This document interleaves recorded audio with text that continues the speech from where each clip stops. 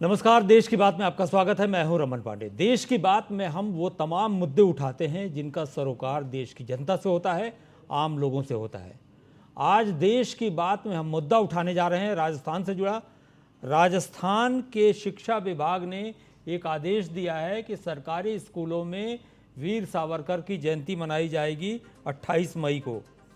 28 मई को गर्मी की छुट्टी के बावजूद वीर सावरकर की जयंती मनाई जाएगी। ये आदेश है जो विवादों के घेरे में है। इस पर विपक्ष हमलावर हो गया है। और साथ ही साथ एक बड़ी खबर ये है कि जम्मू कश्मीर से अनुच्छेद 370 हटाए जाने पर भी कार्यक्रम कराएगी राजस्थान सरकार।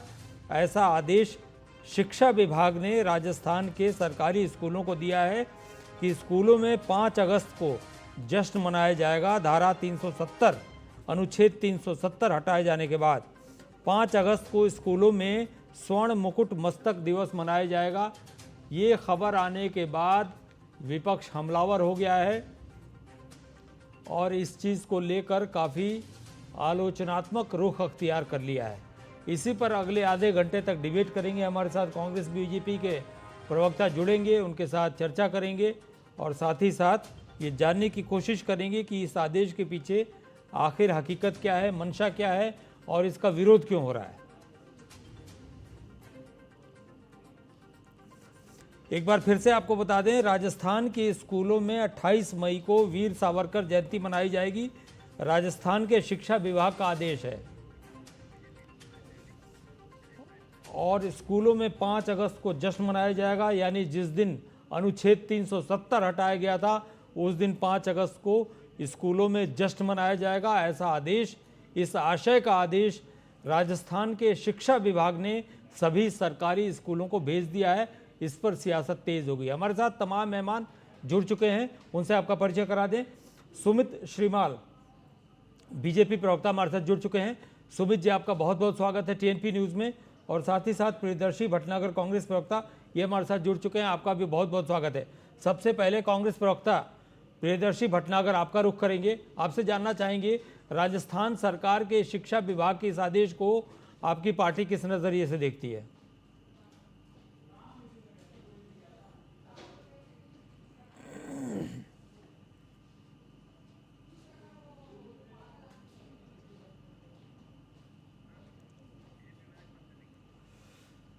प्रियदर्शी जी, आपकी आवाज़ नहीं आ रही है, दोबारा आपके पास आएंगे। सुमित शिमाल हमारे साथ बीजेपी प्रवक्ता जुड़े हुए हैं। सुमित जी, राजस्थान सरकार ने एक आदेश दिया है, शिक्षा विभाग ने एक आदेश दिया है जिसके तहत स्कूलों में, सरकारी स्कूलों में और वीर सावरकर की जयंती मनाई जाएगी और साथ ही साथ अनुच्छेद 370 हटाने के उपलक्ष्य में 5 अगस्त को स्कूलों में स्वर्ण मुकुट मस्तक दिवस मनाया जाएगा। इस आदेश को आप किस तरीके से देखते हैं? बिल्कुल, आप देखिए, आदेश वास्तव में एक राजस्थान सरकार ने जो आदेश दिया है वो बहुत ही एक सकारात्मक आदेश है। बच्चों को वास्तव में, ये जब छोटे बच्चे होते हैं जो स्कूल में पढ़ने जाते हैं, उनको वास्तव में बताना चाहिए कि ये हमारे राष्ट्र के लिए, इस भारत देश के लिए किन किन लोगों ने कितना त्याग किया, परित्याग किया, कि उनके त्याग की वजह से ही आज हम आजादी मिल पाई। और वास्तव में जो ये हिंदू राष्ट्र है, आज हिंदुओं का जो ये राष्ट्र है भारत, वास्तव में आप देखेंगे कि इस प्रकार से अगर वीर सावरकर की बात करें अगर अपन, तो आपको बिल्कुल जानकारी मैं बता देता हूं कि बिल्कुल वीर सावरकर जी भारतीय हिंदू महासभा के, राष्ट्रीय हिंदू महासभा के 6 बार अध्यक्ष रहे थे। उन्होंने अपने पूरे जीवन काल में आप देखेंगे कि देश की हित के लिए, उसको स्वतंत्र कराने के लिए, स्वतंत्रता सेनानी के रूप में उन्होंने लगातार पूरा जीवन न्यौछावर कर दिया। कहते हैं कुछ लोग कांग्रेस में जो लोग हैं कि कांग्रेस ने देश को आजाद कराया, लेकिन वास्तव में अगर देश आजाद कराने में किसी की महत्वपूर्ण भूमिका रही है तो उसमें से एक महत्वपूर्ण भूमिका बिल्कुल वीर सावरकर जी की रही है। आप देखिए, आप बता रहे हैं तो निश्चित रूप से हमारे माननीय शिक्षा मंत्री जी ने ये आदेश बहुत ही अच्छा निकाला है कि बच्चों को मालूम होना चाहिए कि वीर सावरकर जी किस प्रकार से देश के हित के लिए उन्होंने कार्य किया। और आप बात कर रहे हैं धारा 370 की, मैं निश्चित रूप से कहना चाहूंगा कि धारा 370 आप देख सकते हैं कि बिल्कुल जो कि एक सपना हुआ करता था, और देश आजाद होने से पहले से ये जो धारा लगी हुई थी, जो कि जम्मू कश्मीर को देश का भिन्न अंग बनाती थी। लेकिन इस धारा को हटने के बाद इस देश को बिल्कुल जम्मू कश्मीर एक अभिन्न अंग बना। और वास्तव में आप देख सकते हैं कि जो कश्मीर में जिस प्रकार की आतंकवादी घटनाएं घटित लगातार होती रहती थी, लेकिन आपने देखा कि उसके बाद वास्तव में उसमें कमी आई है। और देखेंगे कि देश की जो एक सपना हुआ करता था, लेकिन इस प्रकार का विचार कांग्रेस ने कभी किया ही नहीं। और माननीय प्रधानमंत्री नरेंद्र मोदी जी ने 1992 में बिल्कुल वहां पर जाकर के झंडा भी फहराया था और बिल्कुल तिरंगा फहरा जी। करके बिल्कुल आतंकवादियों को चुनौती दी थी, जिसके अंदर इस यात्रा के अंदर कुछ लोगों को बिल्कुल काफी कठिनाइयों का सामना भी करना पड़ा था। लेकिन मैं निवेदन कर रहा हूं कि हमारा उद्देश्य पहले भी एक ही था, बिल्कुल भारत को बिल्कुल यहाँ रहने वाले, आप देखिए 1947 में देश आजाद तो हुआ, लेकिन एक आजादी की मानसिकता फिर भी हमारी पूर्ण नहीं हो पाई थी। आप देखेंगे कि 2014 के बाद कुछ लोग कहते हैं कि क्या पहले हिंदू राष्ट्र नहीं था क्या, लेकिन वास्तव में हिंदू जागा है। आप देखेंगे कि 2014 के बाद वास्तव में स्थिति ऐसी बन गई है जहां अब हिंदू बिल्कुल जाग गया है और आप देखेंगे कि अपेक्षाएं भी करने लगा है कि इस प्रकार के काम हो सकते हैं, वरना कांग्रेस सरकार से तो कभी अपेक्षाएं नहीं थी। आप देखिए धारा 370 हटी, बिल्कुल सैनिकों का हौसला अफजाई हुआ और वहां पर किस प्रकार से आतंकवादी घटनाएं भी कम हुई। हमारा एक राज्य जो एक अभिन्न अंग था उसको भिन्न अंग बना रखा था इन लोगों ने। एक निशान एक विधान बिल्कुल हुआ। और आज बिल्कुल आप देख सकते हैं कि जम्मू कश्मीर तो हमारा अंग था ही, लेकिन पीओके पाक ऑक्यूपाइड कश्मीर में भी भारत का झंडा बिल्कुल वहां के लोग फहरा रहे हैं। तो इस प्रकार से जी। परिवर्तन देखने को मिला है। तो मैं समझता हूं कि ये फैसला बहुत ही छात्रों के हित में है और हमारे हित में है। और ये वास्तव में बिल्कुल बच्चों को पढ़ाया जाना चाहिए कि धारा 370 के बारे में और बिल्कुल वीर सावरकर जी के बारे में। जी चलिए, आप हमारे साथ बने रहें। प्रियदर्शी भटनागर कांग्रेस प्रवक्ता हमारे साथ जुड़े हुए हैं। प्रियदर्शी जी, आपकी क्या राय है, आपका क्या विचार है? इसलिए कि इनका ये मानना है कि वीर सावरकर जयंती मनाना चाहिए। हालांकि उनकी जो जयंती पड़ रही है 28 मई को पड़ रही है, उस दौरान गर्मियों की छुट्टियां होती हैं, लेकिन उसके बाद भी आदेश जारी किया गया है कि छुट्टी में भी स्कूलों में जयंती मनाई जाए और साथ ही साथ 5 अगस्त को अनुच्छेद 370 हटाए जाने के उपलक्ष्य में जश्न मनाया जाए। कैसे देखते हैं आप?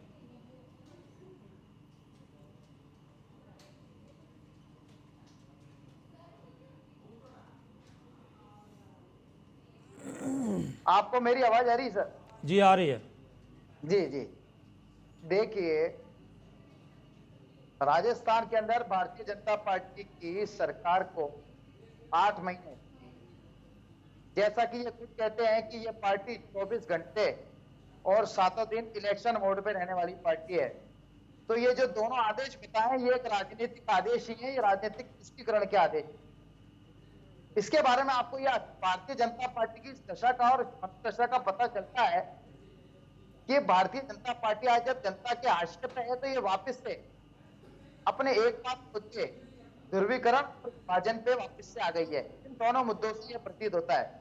अब मैं सीधा आपकी बात का जवाब दूं। 28 मई को वीर सावरकर जयंती मनाने की जो बात कही है, आज तक भारत देश के अंदर सावरकर को स्वीकार्यता नहीं मिली है। जनता ने उनको अब तक स्वीकार नहीं किया, चाहे कि उनका नाम जनता थोपने का कितना प्रयास कर ले, क्योंकि वो राष्ट्रपिता महात्मा गांधी जी की हत्या के अंदर नामजद रहे हैं और देश की आजादी को लेकर कोई योगदान नहीं है। बल्कि हमने ये सुना है कि सावरकर ने अंग्रेजों के साथ में मिली भगत करके कब्जे के रूप में देश को कमजोर करने का काम किया था और कई बार 9 बार माफिया मांगी थी। तो ऐसे व्यक्ति की ये जयंती बना के क्या साबित करना चाहते हैं? एक बात। दूसरी चीज, इन्होंने जनता के सामने उनका फेस करने का जरा सा भी साहस नहीं है। इसलिए इन्होंने जान के वीर सावरकर की जयंती उस दिन मनाने का निश्चय किया जिस दिन तो छुट्टी रहती है। तो इस तरीके से ये सिर्फ खानापूर्ति के आदेश निकाल रहे हैं। अब हम बात करें 370 की। आज तक जम्मू कश्मीर के अंदर राज्य का दर्जा देकर विधानसभा चुनाव को कार्यक्रम घोषित करने का केंद्रीय सरकार के आदेश जम्मू कश्मीर के साथ साथ देश की जनता ने इंतजार कर दी है। क्यों नहीं ये साफ इकट्ठा कर पाते हैं कि वहां पर लोकतंत्र की स्थापना की जाए, चुनाव कराए जाए। सिर्फ ये खाना पूरी करके राजनीति करना चाह रहे हैं। भारतीय जनता पार्टी की एक चीज मैं आपको और याद दिला दूं, इन्होंने चुनाव से पहले बीजेपी 70 और एनडीए पार का भी नारा दिया था। वो उस नारे की डबल इंजन की हवा निकल गई। इसी तरह से इस नारे की हवा निकल और इनको ये आदेश वापस करना पड़ेगा। मैं कुल मिलाकर उन्होंने आदेश निंदा करता और राजस्थान के शिक्षा मंत्री से कहना चाहूंगा कि वो शिक्षा को राजनीति से दूर रखे और भारतीय जनता पार्टी की जो संकीर्ण मनोदशा है छात्रों के ऊपर थोपे नहीं, उनको एक स्वतंत्र और स्वच्छंद माहौल देवे, अच्छी शिक्षा देवे। इस तरीके का वो माहौल पैदा करके यहाँ का राजनीति को जनता पे थोपने का दुस्साहस नहीं।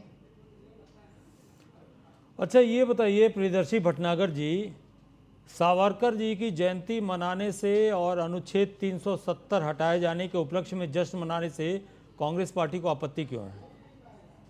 देखिए, जो इनको करना चाहिए वो काम इन्होंने नहीं करे। राजस्थान की जनता इनसे बहुत उम्मीद कर रही है। आज आप राजस्थान की स्थिति ये है कि यहाँ पर एक घोषित बिजली कटौती, पानी की कमी, पेट्रोल डीजल महंगा, सड़कें टूटी हुई पड़ी हुई हैं।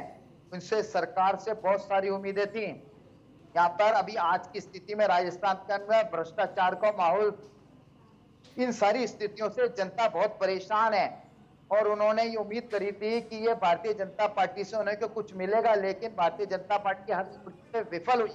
और अब ये अपनी जो खुद की विचारधारा है, भारतीय जनता पार्टी की विचारधारा है, वो सत्ता में आते हैं उसको जबरन जनता को रोकने का ये प्रयास करती है। हम इस जबरदस्ती के खिलाफ है।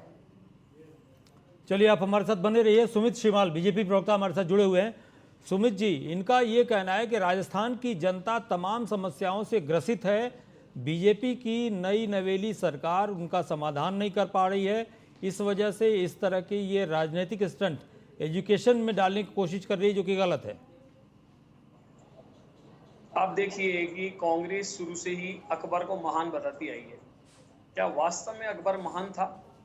आपको बिल्कुल जानकारी सभी को होनी चाहिए। आम जनता बिल्कुल जानती है, बिल्कुल जनता भोली जरूर है लेकिन मूर्ख नहीं है। मैं निवेदन करूंगा कि बिल्कुल महाराणा प्रताप के बारे में इन्होंने नहीं पढ़ाया, इन्होंने शिवाजी के बारे में नहीं पढ़ाया, ये अकबर के बारे में पढ़ाते रहे। लेकिन अब जनता बिल्कुल जागरूक भी हो चुकी है और जागरूक होने के नाते आप परिवर्तन देखेंगे कि 2014 के बाद लगातार तीसरी बार भारतीय जनता पार्टी सत्ता में आई है।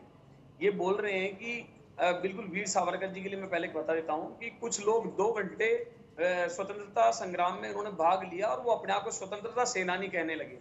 ऐसे कांग्रेस में कई पूर्व में ऐसे लोग मिले हैं, लेकिन मैं समझता हूं कि ये बिल्कुल गूगल पे आप सर्च करिए वीर सावरकर जी के लिए कि उनको कितनी अंग्रेजों द्वारा यातनाएं दी गई और बिल्कुल उनकी किडनियां तक खराब हो गई थी। पूर्ण जीवन उन्होंने जेल में बिताया और वास्तव में जो आजाद भारत जो हमको मिला उसके पीछे वास्तव में अगर किसी की त्याग तपस्या है तो उनमें से एक वीर सावरकर जी है।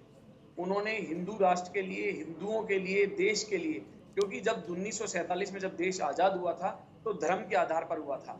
ये देशवासी आज भूल गए हैं क्योंकि कांग्रेस ने 1947 के बाद लगभग 70 वर्षों में जनता के दिमाग में बिल्कुल ये फिट कर दिया कि बिल्कुल क्यों हुआ था देश आजाद। तो आप देखिए कि हिंदू और मुस्लिमों के, जब उन्होंने मुस्लिमों की संख्या बढ़ गई तो निश्चित रूप से उन्होंने बताया कि हमको कि एक पाकिस्तान की मांग की गई थी जो कि एक मुस्लिमों का राष्ट्र होना था। लेकिन जब धर्म के आधार पर देश के 2 टुकड़े कर दिए गए, लेकिन गांधी जी के बिल्कुल हस्तक्षेप के बाद लेकिन कुछ मुस्लिम यहाँ रह गए। लेकिन और आज स्थिति आपने सीएए में भी देखी कि जहां हमारे हिंदू जो पाकिस्तान में रह गए थे उनकी स्थिति आज क्या रही है। आप देखिए कि वहां 35-36 लाख हिंदू रह गए हैं, लेकिन यहाँ के जो मुस्लिमों की संख्या है वो आज लगभग 30 करोड़ से प्लस हो चुकी है। मैं समझता हूँ कि ये वीर सावरकर जी को ढंग से पढ़ी है, इनको जानकारी नहीं है, ये हर चीज को राजनीति का चश्मा लगा के देखते हैं। दूसरी बात धारा 370 की, इनके दिमाग में कभी है ही नहीं कि धारा 370 हटानी थी। हमारे श्यामा प्रसाद मुखर्जी, दीनदयाल उपाध्याय जी, बिल्कुल उनकी शुरू से रही थी। 1952 में जब श्यामा प्रसाद मुखर्जी बिल्कुल जब नेहरू जी के कैबिनेट मंत्री थे, तब उन्होंने इस धारा 370 को लेकर के एक विधान, एक निशान को लेकर के बिल्कुल उनसे इस्तीफा दे दिया था।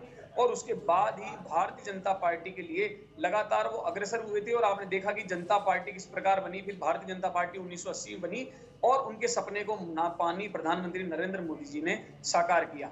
और बिल्कुल इसका परिणाम भी आपके सामने है। ये बोल रहे हैं कि विकास की बात करें तो 2014 से जनता अपेक्षा एक बार करती है, लेकिन अगर दूसरी और तीसरी बार अपेक्षा करके अगर जनता वोट देती है तो निश्चित रूप से वो विकास को देती है। मैं मानता हूं कि निश्चित रूप से व्यक्ति की अपेक्षाएं बढ़ जाती है, क्योंकि 2014 में आप देखिए हमारे पास 280 सीटें थी, फिर उसके बाद 303 सीटें आई और आप देखिए आज बिल्कुल तीसरी बार एनडीए की सरकार बनी है। लेकिन मैं निवेदन तो आज तो सीटें बहुत कम आई राजस्थान आपकी। तो राजस्थान का मैं बता देता हूं, इस बार तो गहलोत जी सुनिए, आप देखिए, बिजली के मामले में ले इस बार लीजिए, इलेक्शन में चाहे श्रीमाल जी इस बार इलेक्शन में तो कहीं आपने 10 साल के कामकाज का जिक्र ही नहीं किया। कभी मटन की बात होती रही, कभी मुजरा की बात होती रही, कभी किन्हीं चीज़ों की बात होती रही, तो सीटें कम क्यों आई आपकी? मैं वही निवेदन कर रहा हूं आपसे कि राजस्थान में आप देखिए माननीय मुख्यमंत्री भजनलाल शर्मा जी के आते ही पेपर लीक माफियाओं पर किस तरीके से शिकंजा कसा गया। आप देखिए कि सब इंस्पेक्टर भर्ती ही नहीं, राजस्थान की तमाम बड़ी भर्तियों में जिसमें गफलत की गई थी पिछले 5 वर्षों में लगातार उन पर शिकंजा कसा गया। और इसमें अभी माननीय हमारे पूर्व मंत्री किरोड़ीलाल मीना जी ने भी वहां पर जाकर के बिल्कुल सीबीआई में अपनी उपस्थिति दर्ज कराई और कहा कि इस प्रकार के अभी इसमें बड़े बिल्कुल आपको देखिए कि राजनीति के गुर्गे भी बिल्कुल मिलेंगे, राजनीति बड़े जो इसके अंदर हाथ हो सकता है। तो मैं समझता हूं। और आप रही बात की बिजली, पानी, रोड, अच्छा सब एक बात व्यवस्थाएं बताइए सुमित जी, एक बात बताइए जी। आपने बताया कि बहुत कड़ी कार्रवाई की गई जो भी पेपर लीक मामले थे, लेकिन उसके बाद भी तो लगातार लीक होते रहे। 10 सालों में आपके शासनकाल में विभिन्न प्रदेशों में 70 परीक्षाओं के पेपर लीक हुए और यहाँ तक कि नीट परीक्षा का पेपर भी लीक हुआ, जो कि एक बहुत सम्माननीय एग्जामिनेशन है। तो लीक होना तो बंद नहीं हो रहा है ना, इसकी मैकेनिज्म क्यों नहीं बनाते आप लोग? मैं बिल्कुल इसके बारे में आपको बताता हूं आदरणीय कि एक व्यक्ति का इंटेंशन गलत होता है कि जिसके अंदर राजनेता खुद स्वयं जुड़े हुए होते हैं, उस कार्य में लिप्त होते हैं। लेकिन भारतीय जनता पार्टी के शासन में इस प्रकार का बिल्कुल मानसिकता सकारात्मक रही, शिक्षकों के लिए और युवाओं के लिए इस प्रकार से रही कि पेपर लीक नहीं होना चाहिए। लेकिन ये मानव प्रवृत्ति, अगर पेपर लीक कहीं हुआ भी है तो उस पर कड़ी से कड़ी कार्रवाई की गई है। लेकिन मैं आपको एक निवेदन ये भी करना चाहूंगा कि जिस प्रकार से राजस्थान में आज पिछले 6 महीने में पेपर लीक माफियाओं पर कार्रवाई की गई है, इस प्रकार की कार्रवाई आज तक किसी मुख्यमंत्री के काल में चलिए प्रियदर्शी जी, आपका क्या मानना है? जी ये मानसिक दर्शाता है कि देखिए, निश्चित रूप से हम पेपर लीक माफियाओं को बिल्कुल खत्म करेंगे, क्योंकि जड़ से जब तक व्यक्ति कोई चीज खत्म नहीं होगी तब निश्चित रूप से वो वापस फिर दोबारा आने का उसकी संभावना बनी रहती है। लेकिन खत्म तो नहीं हो रही है ना। प्रियदर्शी भटनागर जी, आपकी क्या राय है? देखिए, भारतीय जनता पार्टी के प्रवक्ता सुमित जी ने अभी कहा कि सावरकर जी के बारे में जानना है तो गूगल सर्च कर लो। मैं इनको बता दूं इनको, शायद इन्होंने पूरा गूगल सर्च नहीं करा है या गूगल के अलावा इनको कुछ और ध्यान नहीं है। मैं बताता हूं इनको, 29 अगस्त 1911 सावरकर ने पहली बार माफी मांगी।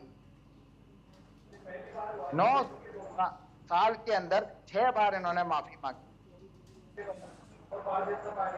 अंग्रेजी सरकार के द्वारा इनको जब तक ये जीवित रहे तब तक इनको 60 रुपए प्रति माह पेंशन दी जाती थी हिंदुस्तान से गद्दारी के लिए। आपको ये जानकारी किस मुंह से बिल्कुल ये बात अधूरी करते है। हैं? माफी मांगी इस नेता ने,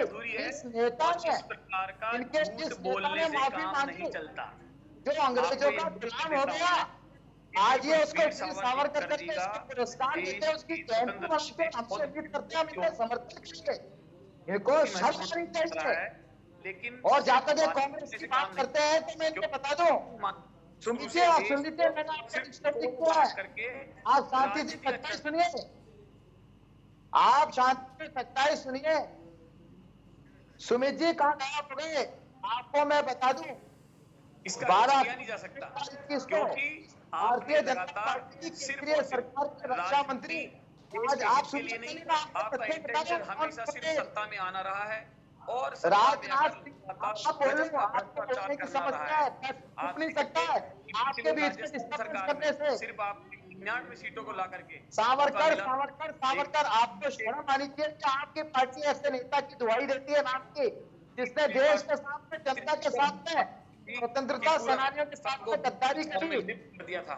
आपके और कार्यालयों अंग्रेजों से कार्यालयों में सुना मिल पेंशन रहा देते था, रहे, आपके ही नेता आपके खिलाफ धरने पर कई बैठे माफी मांगी। ऐसे नेताओं की दुहाई देते हो, आपकी पार्टी ऊपर से नीचे तक लगातार धरना दे रहे अंग्रेजों थे, के कोई मुखबिर के तौर पर जनता जानती है तो। और राज्य को आज इतना गर्त में लाने का अगर श्रेय किसी को जाता है, अरे गर्त में लाने का श्रेय तो नरेंद्र मोदी जी का है। मुख्यमंत्री 10 साल में उन्होंने देश का बंटाढार कर दिया। लेकिन आज राजस्थान आज राजस्थान आपने 8 महीने में क्या करा है? पॉलिटिक्स के अलावा तुष्टिकरण के अलावा जनता को दिया क्या है? पर्ची की सरकार है आपकी, जो पर्ची पे आपके मुख्यमंत्री इतने होते हैं के साथ जो कुठारघात किया था, उसका कुठाराघात आपका समय लेके दूसरे को बोलने में डिस्टर्ब करते हैं, और ये आपकी पार्टी की नीति है।